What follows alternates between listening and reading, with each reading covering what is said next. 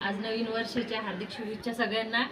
आणि आज गुढीपाडव्याची आम्ही गुढी उभारलेली आहे आणि आता आमच्या भाऊने आमच्या ताईने पूजा केली आहे। तर याचं महत्त्व आमचे भाऊ आणि ताई सांगणार आहे आता गुढीपाडव्याचे काय महत्त्व असतं ते नवीन पिढीला माहिती पाहिजे। त्याच्यामुळं गुढीपाडवा हा उत्सव खूप अगदी आनंदाने साजरा केला जातो आणि त्याकरता ज्यावेळेस राम वनवासातून अयोध्येला आले त्यावेळेस हा खूप मोठा आनंद आणि गुढी उत्सव साजरा करण्यात येतो। हे गुढीपाडव्याचं महत्त्व आहे, तुम्ही सांगा बरं। गुढीपाडव्याचं महत्त्व केली इतकी छान आणि आपण सगळे रामाची आरती केली आपण सगळे मिळून।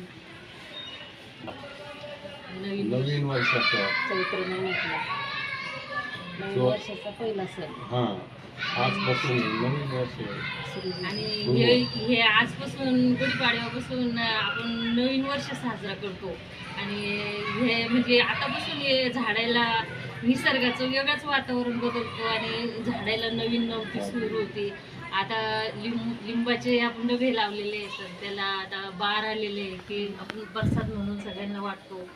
आणि हे बघा हे पिंपळाला पण किती छान बार आलेली आहे पिंपळाला पण, आणि त्याच्यामुळे आपण हे सण साजरा करतो आहोत। त्याच्यामुळे आपण हे प्रसाद वाटतो, याचा लिंबाचा बार आणि गाठी आपण प्रसाद वाटतो। चला नमस्कार, रामकृष्ण।